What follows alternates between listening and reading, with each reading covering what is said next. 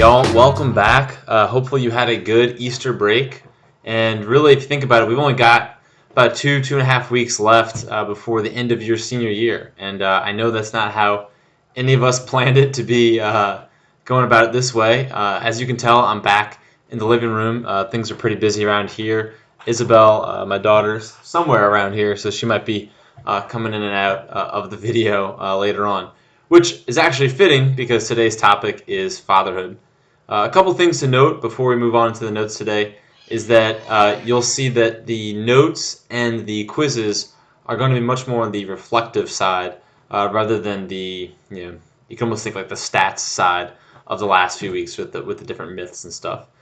So, with that in mind, it's going to be a lot less going through and answering short questions and more of the journal style assignments. And the idea is not that you should be necessarily reflecting on fatherhood in the sense of you're going to be a father within the next few weeks or so, but rather with this eye towards if I'm going to become a good father and a good husband one day, what should I be doing now to prepare for that reality later? Speaking of, here she comes. We got a little Frozen in the background going on here. Isabel, you want to say hi? Yeah, she wants to say with the Frozen. Okay, so really quick today, and because it's the first day back, I can even hear Aaron saying it's the first day back. Do we have to do anything? We are going to mostly be looking at short YouTube clips, and from those clips, doing some brief reflections. Okay, so we'll pause this video in between, and then we'll watch the YouTube links that I put in the description. Okay. All right. So the quote that you see there on the first slide here is from a runner from Oregon, Steve Prefontaine. And as far as running things go, Isabel, go watch Frozen. As far as running things go, you should probably admire Steve Prefontaine. Everything else, don't really worry about it. He, as far as I understand, he died in a drunk driving accident. But he had this quote. He was a great runner, and he had this quote that anything less than your best, sacrifice the gift. Right? And I'm sure it's been quoted by many other people since then.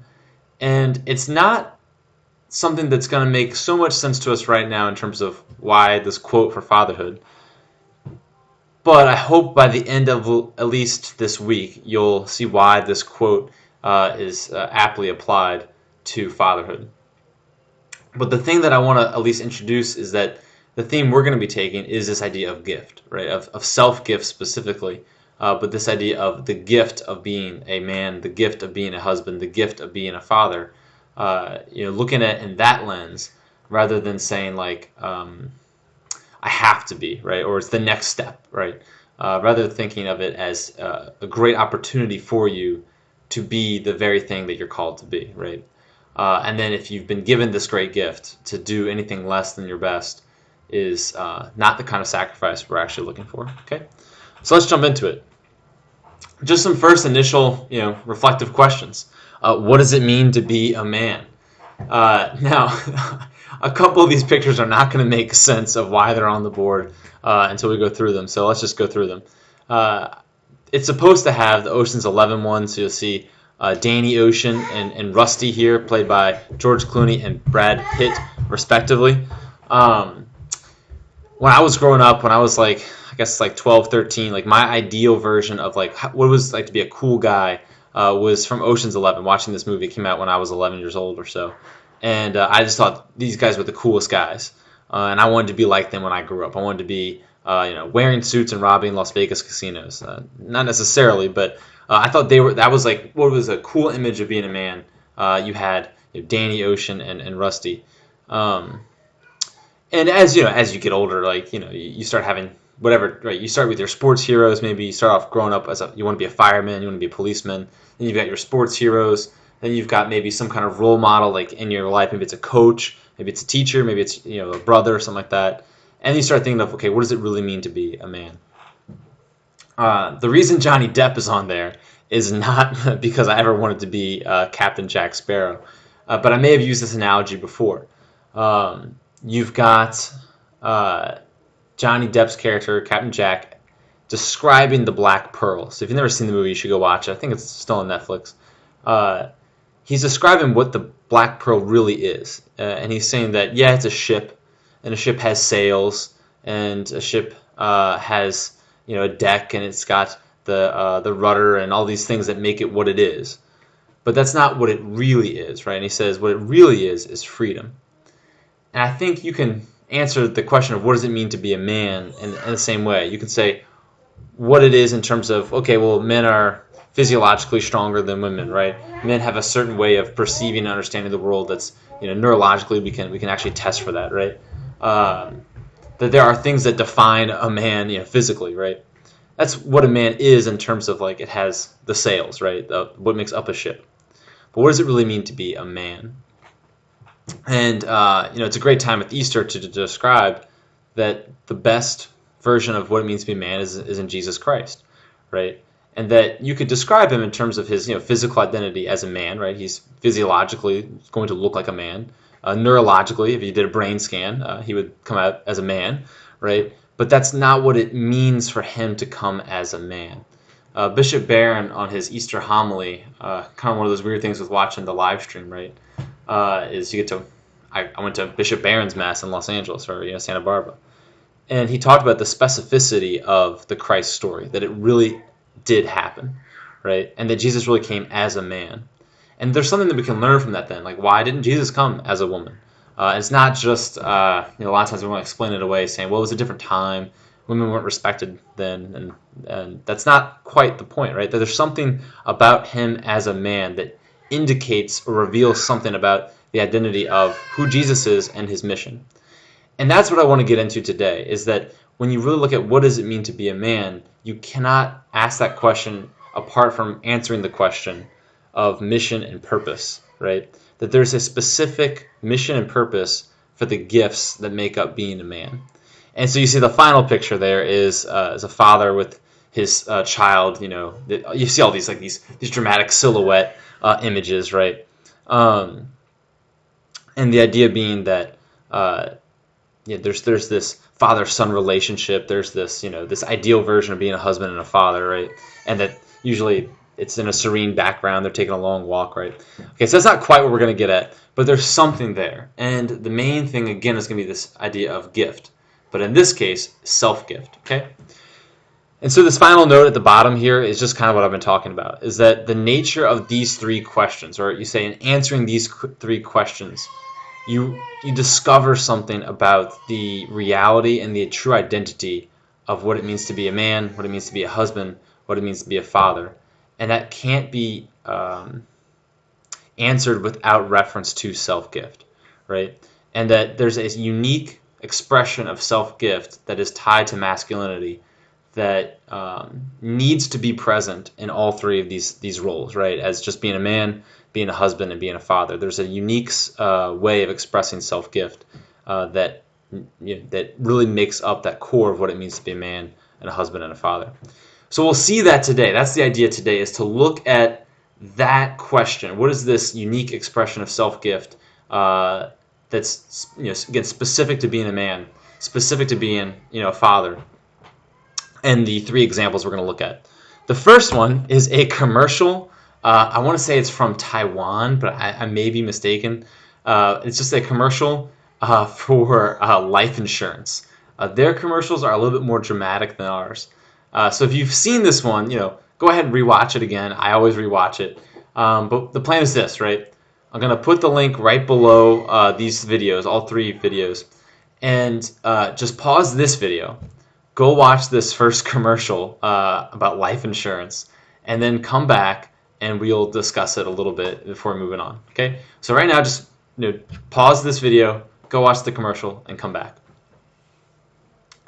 Okay. So if you've watched the commercial, again, if you haven't watched the commercial, go watch the commercial. This one always gets me every time I watch it. That twist at the end there, right? When the girl reads the poem, it says, "But Daddy lies," and then that last moment when the music hits its crescendo or whatever, and it's like, he does it for me. There's this this dramatic reveal, right, of the reason that she really thinks that Daddy's the best is not all the actions that he's doing, but because he's giving up everything that he has of himself for the sake of his daughter. And if there's no better image, I mean, they're selling you life insurance. They're trying to make you feel a certain way. But it is a pretty good image of the role of a father, right? Is that he's putting his daughter's needs before his, right? And you've got this maybe exaggerated sense of it because it's a short commercial and it's meant to kind of manipulate your emotions there. But you get at least a sense of why it is that children love their parents, right? And then in a specific way, what it means for a child to love, in this case, her father, right? This is not to say that a mother couldn't do these very same things, but when you think of the traditional understanding of what a mother brings to the family, right, you're going to get a much more nurturing care, right? You're going to get this presence within the home, right? Now, in this case, we don't know where the mom is. Maybe there's not a mom. We don't know. But if you think about the traditional role of a mother, you think of first primarily nurturing within the home, and the father is sort of caring from the outside. And this is backed up again by the physiology. Men have strength. Men have greater muscular strength so that they could go out and hunt and bring it back to the family. So they could be outside of the walls of the family to defend it, right? Men are neurologically ordered to do riskier things and when I say riskier things, I mean like going out and doing riskier things. This is why most of the most dangerous jobs are done by men. Men have a lot lower tolerance for risk. They're not risk averted. They're almost risk seeking. You know this from being high school guys, that you take a lot of physical risks. But there is something in that you're meant to go out and provide for your family, even from a biological, neurological perspective. Now put it all together, right? Put it all together in this example, and you get this: I'm willing to put my entire being on the line for the sake of my daughter. Okay, so it's a pretty good one. This next one is not as emotionally manipulative, so it's kind of like a break in between our two dramatic ones. So we got a Angel Soft commercial. Now, PowerPoint's design generator here kind of makes him seem like an axe murderer, right? Like with the dark on the left side there. But really the idea is it's a pretty cheesy commercial. The reason I'm picking commercials for these first two is that they're usually short, condensed, and they really try to bring out that identity part really quickly, right? So that they can say, if you see yourself in this, you should buy our product, right? That's not the point of why we're looking at them. We're looking at them because they're short. This one's kind of more of a joke. So go ahead, pause this one, and then we'll talk about it in a second. Okay, so hopefully you've watched the second commercial, and it's bad, right? It's really bad. I remember watching this live, I think it was maybe 3 Super Bowls ago, and I was like, okay, I got to remember this one. I got to save this one. It's not a good commercial. It's not necessarily particularly funny. I guess it's kind of funny and how sad it is. But the idea is the same kind of as the first one, right? Is that the father steps up into a role that maybe you wouldn't have expected him to have to take on, right? So clearly in this one, we know there's no mother. And so he's sacrificing sort of that outward masculine identity that we might perceive as, well, that's what makes up being masculine, right? Loving sports, loving physical activities and things like that. And what is the dad doing, right? He's doing more of the the stereotypical feminine activities, right? He's teaching his daughter all about how to be a woman. And so he's like, what does he know about it? And it's like, that's what real strength is. Okay, take the politics out of it. What he's doing is he's sacrificing in a different way for the sake of his family, right? And so you see in both examples in the first two is that we're not talking about, when we say a specifically masculine form of self-gift, is not the actual thing being done, right? Whether it's a sports-related physical activity or if it's, if it meets the stereotype of what we think is masculine. When we say a specifically masculine version of self-gift, it's this going out of the self in a way that kind of abandons the self. I'm trying to think of a better example here. Yeah, so again, let's just look at the traditional roles of a family, right? Like from the very moment that you're born, right, you're connected to your mother biologically, right? Like you cling to your mother. The father's kind of on the outside there. You see this in the Holy Family, right? You see the fact that Mary and Jesus are always very closely connected, but Joseph is always on the outside. He's a little bit more detached. You see it in Harry Potter, right? If you've been watching Harry Potter on, I think it's being played, I don't know. You see this, like, the mother's that last line of defense, right? The father has already tried to stop the bad guys, he who must not be named. And then the last line of defense is the mother, because she's going to be clinging tight to the child. It's not that a father doesn't love his children, but he's slightly detached, both biologically and neurologically, so that he is able to then go out of himself, out of the home, you could say, to provide. And you see that in two different perspectives here, right? That the father is going outside of himself, in this case, of doing the things that aren't traditionally associated, in, society-wise, political-wise, maybe, to provide for his daughter. Okay. Last one, the negative example. Okay, the negative and positive example. This is a show that was really popular when I was growing up. I mean, it was on every station from, you can see here, Nick at Night, to TBS, to, I mean, you pretty much turn on the TV and find The Fresh Prince being played. If you don't know the story, there's a really great song that kind of explains what's going on in The Fresh Prince of Bel-Air. So you just type in Fresh Prince of Bel-Air, and you'll find the song. Anyway, the point is this, right? Is Will, if you've never watched the show, that really is, the idea is that Will is living with his aunt and uncle to get away from the neighborhood that he originally grew up in. And so he doesn't know his father, right? His father was absent his whole life. And in this particular episode, his father tries to come back into his life. And they plan this big road trip, right? And they're gonna reconnect, and they're finally gonna get to know each other. I think Will might be graduating high school, or maybe he's already in college. And as two men, they're gonna get to finally know each other again. And then you'll see, right, that the father at the beginning of this clip, he flakes out, right, and he decides that he can't really be a father to Will. And you're gonna notice two things, okay? The first is the fact that Will's father is in fact not his father. Even though he's biologically his father, he's not really his father, right? And then you're going to see, too, that Will's uncle, his Uncle Phil, really is his father, right?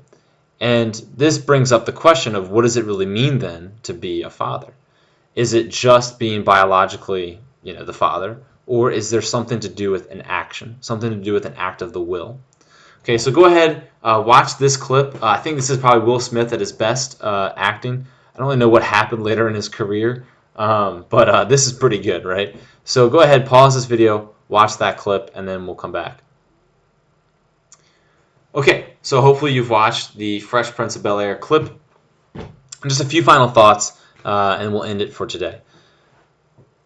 When you see this clip, from the negative example, you see that just being a biological father doesn't make you a father, right? What really makes you a father is being willing to give of yourself even when it's difficult, even when you don't want to.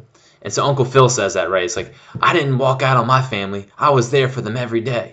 And then, Will's actual biological father is like, it's like, okay, Phil, you better man than me. So what's going on there? Being a better man than me. There's this recognition, right, that there's something about being a man that requires you to step up in the difficult moments, right? That's why we have the expression "man up."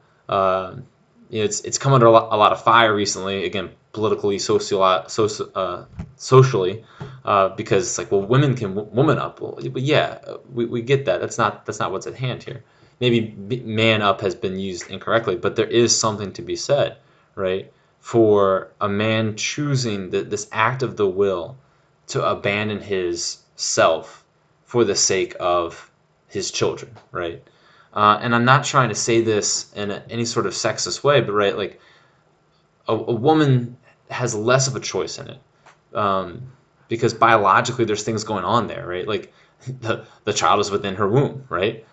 She's going to breastfeed the child most likely, right? Like there's things that are going on there that are kind of beyond her control. A man has the control to leave, which is almost worse, right? Like having that freedom to leave is kind of awful. And you see that with Will's dad, right? With his biological dad, is that he actually decides to not be a father and to leave. Whereas Uncle Phil, even though he's biologically not at all responsible for Will, decides in this act of the will to abandon some comfort of his own, to abandon something of himself, to take care and raise Will. And that choice to give of yourself to the point of, abandoning yourself is really at the heart of that experience of being a man, experience of being a husband, experience of being a father. And again, there's no better emblem of this than Christ on the cross, right? And if you study any theology, you probably already heard this, right? Is that Jesus' title as King of the universe, right? His title as the Messiah, the Christ, the Christos, is only given to him after the so after the passion and death, and then ultimately in the resurrection, right? That's the great Christian story, is that Christ didn't come in there and say, "I'm the best, I'm the one," right? He served and gave everything he had until the point of death, and then it was after that that his identity is revealed as God, right? And the same is true of being a father. You don't get to just decide that you're a father in the real sense. Again, look at Will's biological dad versus Uncle Phil. It's only in that act of self-gift that your identity as father is revealed. And that's our journal reflection for today, is to think of a time when the father figure in your life, whether it's your actual biological father, your stepfather, your uncle, your brother, if you've seen Pixar's Upward or Onward, whoever's the father figure in your life, I want you to think about one moment when you really understood them as that father figure, right? And then just write about that, 100 words or so, just explaining what was that scenario in which you were like, wow, like I'm really grateful that this person is my father. And then I want you to reflect and add, maybe 25 to 50 words on why do you think it was. And I'm willing to bet, nine times out of 10, you're gonna find something in there about self-gift, that he did something where he put aside his needs for the sake of you or the sake of the family. And just how consistent that is in all of your answers. I've seen this, been teaching vocations now for 7 years or 6 years. This is the 7th year, twice a year. And it's been consistent throughout that identity as father is most revealed in an act of self-gift. Okay, so that's it, guys. That's it for today. Just some YouTube videos and quick journal reflection, and then I will see you guys on Thursday for our Fatherhood Part 2. All right, guys, take it easy. See you in the next one.